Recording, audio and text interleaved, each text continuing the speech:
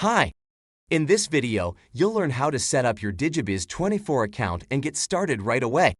The video is divided into two parts. First, we need to finish setting up your account, which you can manage here.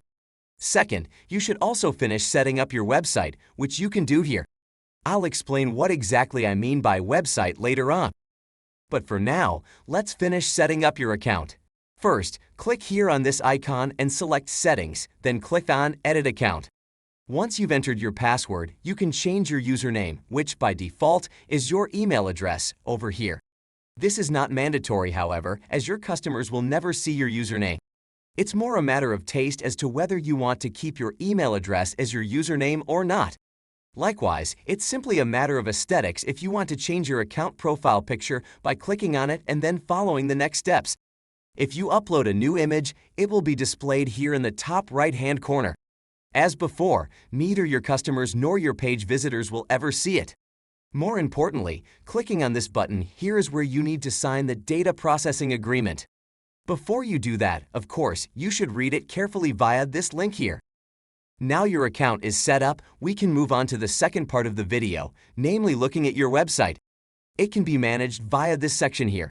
But what exactly is a website?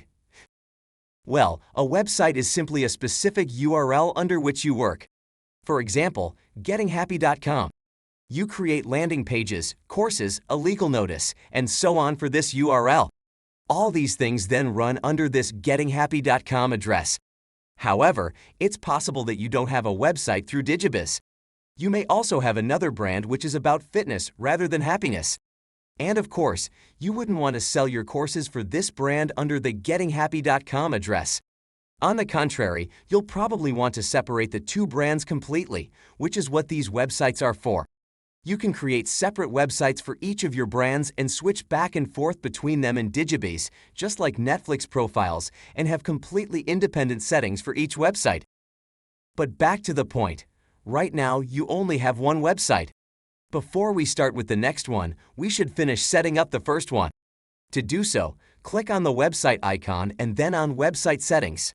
Please note that there is always a website predefined for you. In other words, if you buy Digibiz, you can get started right away. This website has a bit of a strange name, My Website, with 4 numbers after it. But we can simply rename this here under the website name. For this video, I'll just use example as the website name. Very original, I know. Actually, the name of the website is not really that important, as your customers will never see it and it's only intended to help you identify it. However, you will find it by default with your standard domain, which we'll look at now. Digibiz gives you the option of not having to buy your own domain. This is not necessarily cheap. If you don't want to buy your own domain, like the example from before, gettinghappy.com, then Digibiz gives you the possibility to host your website under a subdomain of Digibiz. So any name, let's say again, gettinghappy with .mydigibiz24.com at the end. In other words, a subdomain means nothing else than that the URL of your page gets the ending mydigibiz24.com, as you can also see here now. And what's in front of that, what you can adjust here in this field, is the subdomain of Digibiz. This is what your customers will see. I'll just do demonstration here again for the purposes of this video, which means that all the pages and courses, etc., that I create for this website can be accessed under the domain demonstration mydigibiz24.com. But if you don't want to do that and would prefer to use your own domain that doesn't have a Digibiz24 extension, then of course that's also possible. However, you would have to change the DNS entry of the page slightly with your hosting provider before you enter it here in this field. This isn't too complicated. You can find a good tutorial linked in the top right-hand corner now. Let's keep going though. If you set your status to active, all the pages and courses you create and publish later will be freely viewable online. If you don't want that, you can uncheck this for now. However, it's also possible to hide single pages or courses, but I'll go into that in another video, which is now linked in the top right-hand corner. To keep things moving, I'll just skip this setting here because it's only important if you create courses, and I'll explain all that in a video on this topic anyway. This option here is quite interesting though, as it allows you to turn the affiliate badge on or off. This badge is displayed by default on all your Digibiz pages in the bottom right-hand corner. When someone clicks on your affiliate badge on your page, they will be taken to the Digibiz order form. If they then take out a subscription, the Digistore account you place in this box will receive a certain commission from us as a thank you. So, if you already have a Digistore24 account, you can enter your Digistore24 ID here to earn a commission. You can find out more about this by clicking on the link that is now displayed in the top right-hand corner. Finally, I would like to mention the website icon and website favicon. The former, just like the account image, is of no interest to your customers or page visitors. It's just for you, so that if you have different or multiple websites, it's easier to tell them apart here in the top right corner. The website favicon, however, is much more important.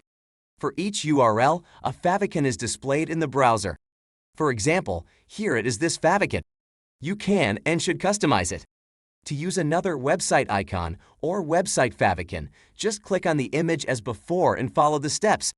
Please always make sure that you use the correct dimensions, which are listed below: 140 by 140 pixels for the icon and 180 by 180 pixels for the favicon. Once you've set everything up, click on Save at the bottom. If you want to create another website for a second brand of yours, then simply click here on Create Website, allowing you to create another website in the same way. The only new settings are language and currency, which were previously grayed out for the preset website. Language does nothing other than set the language of your preset email templates. These email templates will be sent to your course customers. I explain more about this in the video that is now linked in the top right-hand corner. And currency is interesting because this is the currency in which the statistics are displayed on your dashboard. But otherwise, everything is the same. If you click on Save at the bottom, you will have created another website and can switch between them here in the top right-hand corner. One final thing. With the Lite plan, you can only have one active website at a time. This means you can create multiple websites, but only have one website online at a time. If that's not enough, you'll have to upgrade to the Premium plan with up to 3 active websites, or even the Platinum plan with up to 8 active websites. You can find a more detailed overview of this and the upgrade options under Pricing Plan. And that's it. The next logical step would be to start with your website pages and build your own online presence. You'll learn how to do that in the video that is now displayed.